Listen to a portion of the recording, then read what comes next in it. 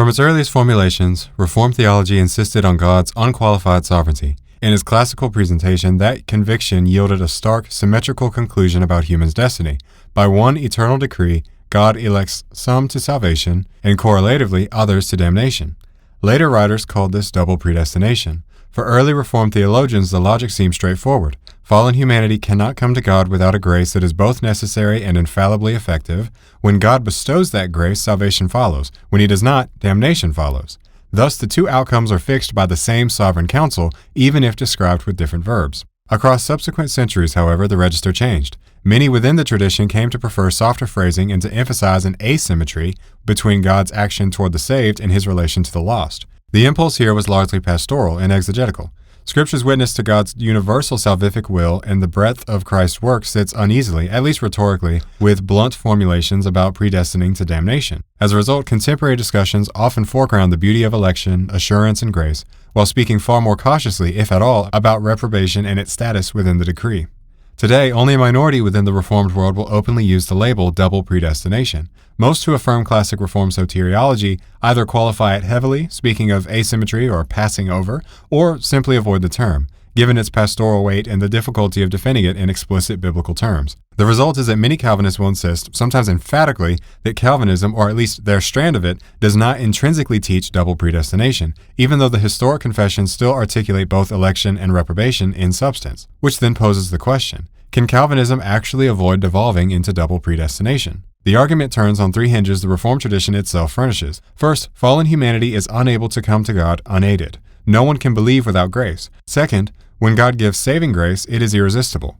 Not merely helpful, but infallibly effective. Faith follows with certainty. Third, God bestows this saving grace only on some. It is particular, not universal. If these premises stand, the door is already framed. For then it follows, not as rhetoric but as consequence, that those to whom grace is given will certainly believe and be saved, and those from whom it is withheld will certainly persist in unbelief and be lost. The decree that secures the first outcome thereby settles the second, not because God authors sin, nor because there is equal ultimacy, but because the only sufficient condition for salvation has been differentially distributed. Change the vocabulary if you wish. Reprobation, passing over, permission, the explanatory structure remains. Bestowal guarantees salvation, withholding guarantees damnation. To avoid that conclusion, one must loosen at least one hinge. You'd have to deny irresistibility, so grace can be resisted. Or you'd have to universalize sufficient grace, so refusal is truly on the creature's side. Or you'd have to revise inability, so some responsive freedom precedes or accompanies grace.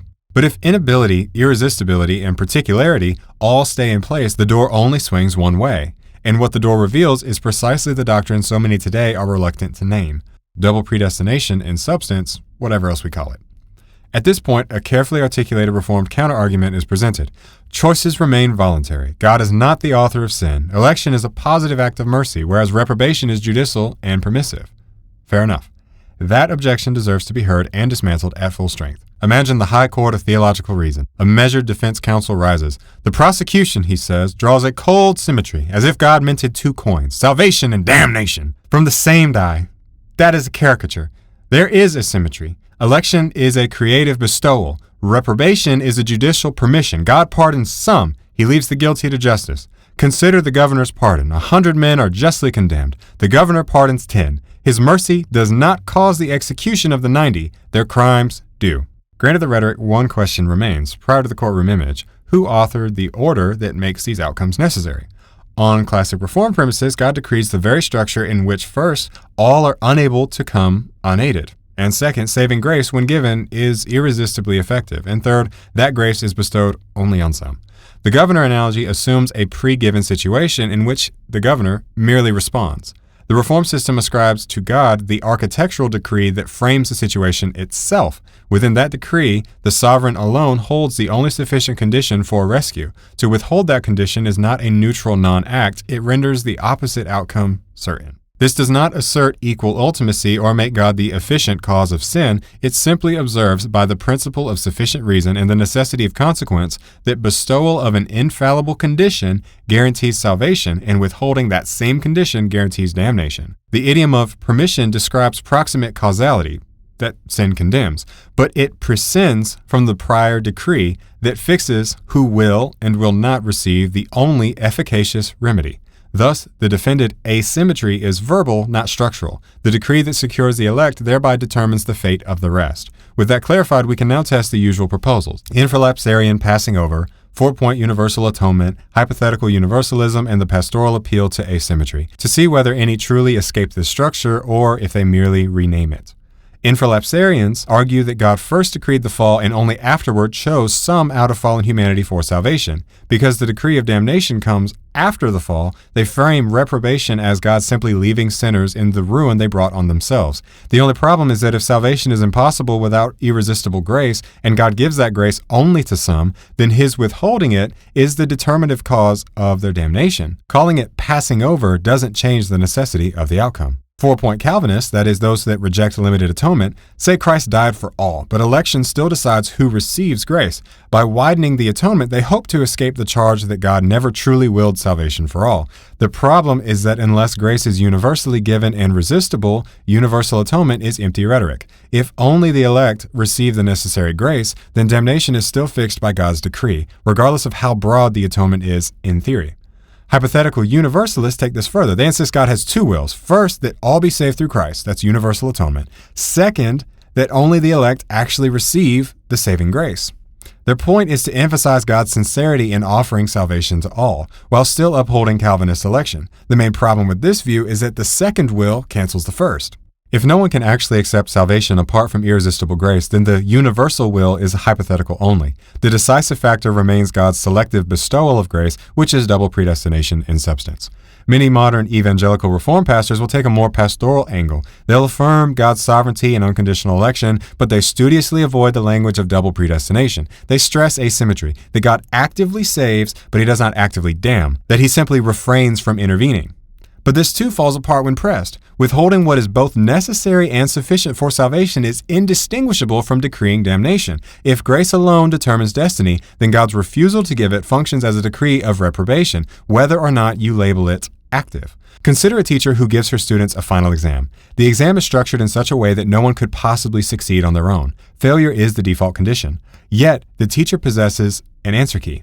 Whoever receives it will certainly pass. Whoever does not will certainly fail. The test begins and each student opens the test packet and gets to work. Some students find copies of the answer key tucked beneath their tests, while the rest have only the test. Afterwards, she collects the test and grades them. Those she gave the answer key to all have a passing grade. Those who did not have the answer key filled out the test to the best of their ability, and while they may get an answer right here and there out of pure luck, they all hopelessly failed the final, and she consequently gives them a failing grade. In a sense, they've no one to blame but themselves, since after all, she never forced them to answer one way or another. She simply withheld the only sufficient condition, in this case the answer key, that would have been necessary to answer correctly consistently and achieve a passing grade.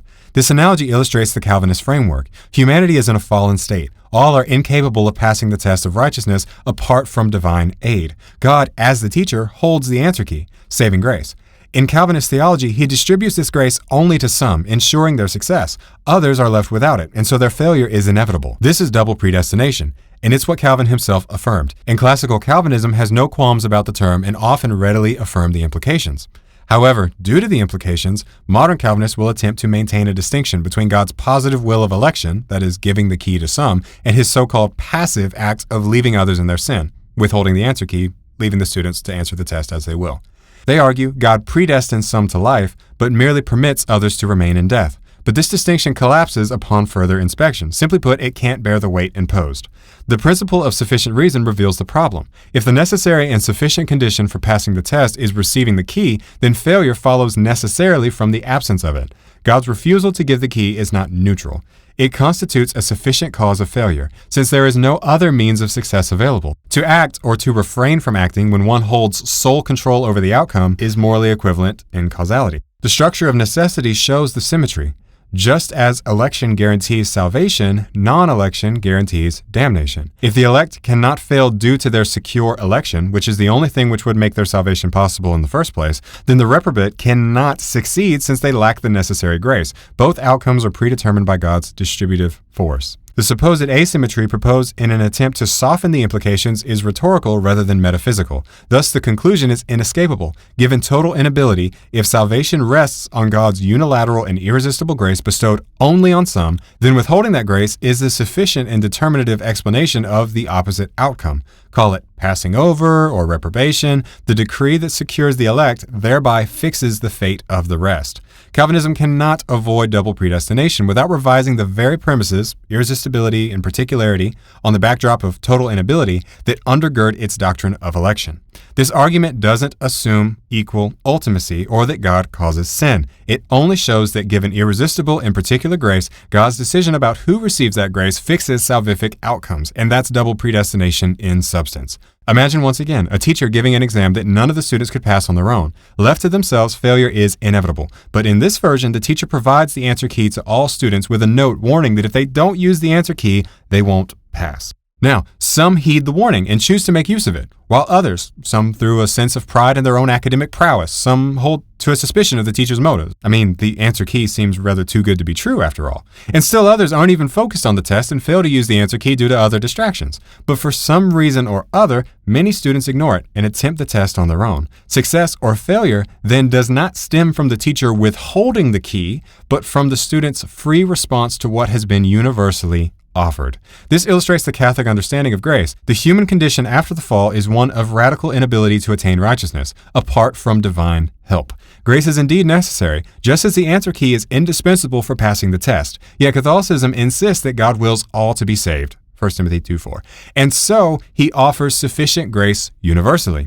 Election is real, but it operates in harmony with human freedom. Those who are saved by God's grace. Those who are lost through their own rejection of grace, not because God refused them the means of salvation. Philosophically, this avoids the determinism entailed in Calvinism. The principle of sufficient reason applies differently here. Since the condition of salvation is not merely God's secret bestowal of an irresistible grace, but rather the free acceptance of an offered gift, damnation is no longer a guaranteed outcome decreed by God's withholding. Instead, failure arises contingently from the misuse of freedom. God provides the necessary and sufficient means for salvation, but he does not negate the human role of response. In this way, Catholic theology preserves both divine sovereignty and genuine freedom. Grace is prior, initiating and enabling, but it is not coercive. The asymmetry between salvation and damnation is real. Salvation is wholly God's work in us, while damnation results not from an eternal decree, but from our own rejection of what God has universally made available. Thus, in the Catholic parallel, the teacher's action is universal and benevolent,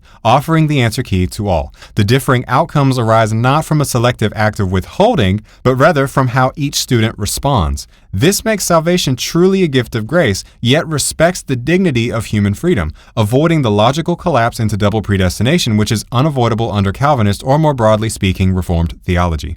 This is simply the principle of sufficient reason at work. If irresistible grace is both necessary and sufficient for the elect, then the presence of that grace is a sufficient explanation of salvation, and its absence is a sufficient explanation of damnation.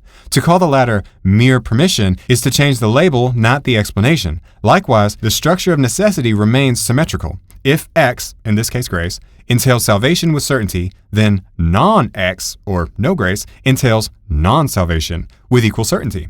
Hence, when election is described as God's positive act and reprobation as his judicial non-intervention, the outcomes are equally fixed by the antecedent decree concerning who will and will not receive the only efficacious aid. Therefore, if one wishes to avoid double predestination, one must adjust premises, not merely polish terms. There are only a few escape routes. You'd have to either deny irresistibility so that grace can be genuinely resisted, therefore grace remains necessary but no longer necessitating, or you'd have to affirm a truly universal bestowal of sufficient grace, such that the differentiating factor is the creature's free cooperation or refusal, or you would have to qualify the account of human inability so that some responsive freedom remains prior to or concurrent with grace. Each path, if taken, would preserve a real, not merely verbal, asymmetry. That God's salvific act is primary, yet damnation traces to the creature's free refusal of what God genuinely offers. What one cannot do, logically or pastorally, is keep all three Reformed premises intact while denying the conclusion they jointly yield. So the issue before us is not whether certain theologians today use the phrase double predestination, but whether the system's architecture still delivers it. If irresistible particular grace remains the sole decisive cause of faith, then withholding it remains the decisive cause of unbelief. However gently we may describe it, precision, not preference, must decide the matter. So again I ask, can Calvinism avoid devolving into double predestination? Thank you for listening, and may God bless you.